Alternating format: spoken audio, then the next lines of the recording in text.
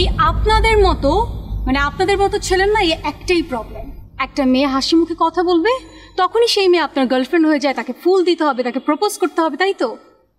দেখলে তো খুব ভালো মনে হয়, ভদ্র মনে হয়, ভদ্র ফ্যামিলির মনে হয়, বাট ক্যারেক্টার এরকম রাস্তার ছেলেদের মতো কেন?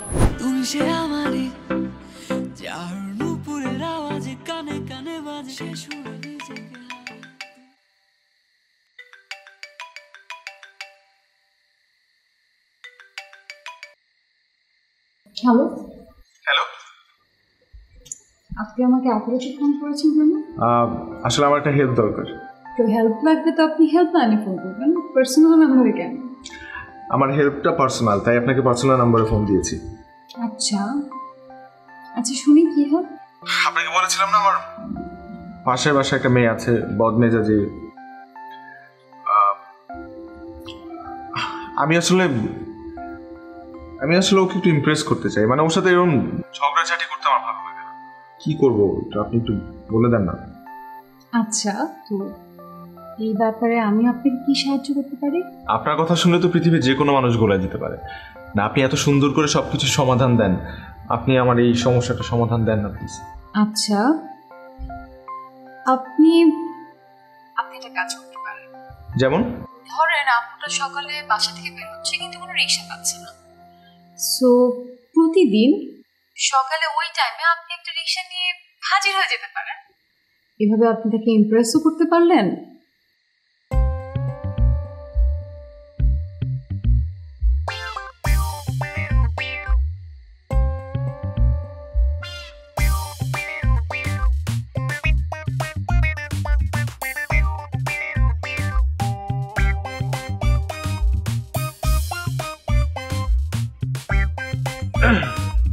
কি অবস্থা? বাইরে যাচ্ছেন নাকি? না, বাড়ি থেকে বাসায় ঠিক। সুন্দরী মেয়েদের ব্যবহার এত খারাপ, সোজা সাপটা উত্তর দিতে পারে না। এক্সকিউজ মি, কি বলেন আপনি? আমি বলিনি, মুরব্বীরা বলে। আপনি কি রিক্সা খুঁজছেন নাকি? হ্যাঁ, সকালে আসলে এই রোডটাতে রিক্সা পাওয়া যায় না, এর জন্যই তো 17 নম্বর রোড থেকে কষ্ট করে নিয়ে আসলাম।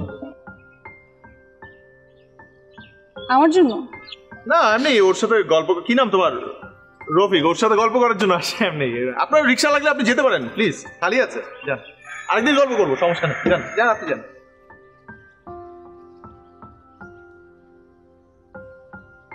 শুনেন, থ্যাংক ইউ।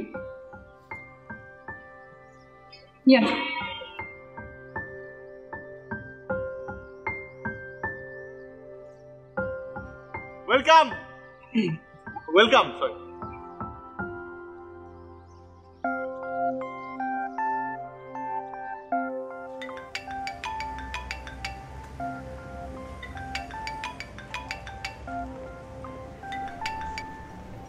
হ্যালো, কাজ হয়ে গেছে। কি কাজ হয়ে গেছে? আমি আজকে আমার প্রেমিকাকে। এখনো হয়নি? কি হয় নাই? প্রেমিকা হতে কতক্ষণ? বাহ, এত কনফিডেন্স। হ্যাঁ, আজকে আমি আপনার কথা মতো ওকে রিক্সা করে দিচ্ছি এবং সে খুশি হয়ে আমার দিকে তাকিয়ে একটা থ্যাংক ইউ দিয়েছে এবং খুব মিষ্টি করে একটা হাসি দিয়েছে। তাই খুশি লাগছে? হ্যাঁ, সুন্দরী আর বদমেজাজি মেয়েদের হাসলে যে এত সুন্দর লাগে এটা আমার জানা ছিল না। আচ্ছা ঠিক আছে, খুশি থাকেন। আচ্ছা, থ্যাংক ইউ। আপনাকে থ্যাংক ইউ।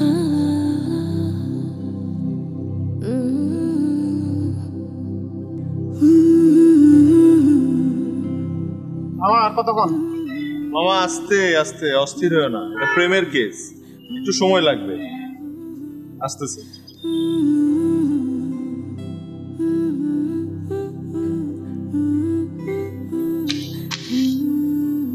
কেমন আছেন? ভালো। আজকেও কি রিক্সাটা আপনার লাগছে না? আমি নিয়ে চলে যাবো? Please please. Thank you. Welcome. আরেকটা জিনিস, এটা ছোট্ট গিফট আমার পক্ষ থেকে। এটা কি? আমার তো দেখে মনে হচ্ছে ফুল, আপনার কি মনে হচ্ছে? Just kidding. এটা আমাদের রিলেশনশিপের প্রথম গিফট আপনার জন্য। রিলেশনশিপ? সরি, আমি বুঝতে পারছি না।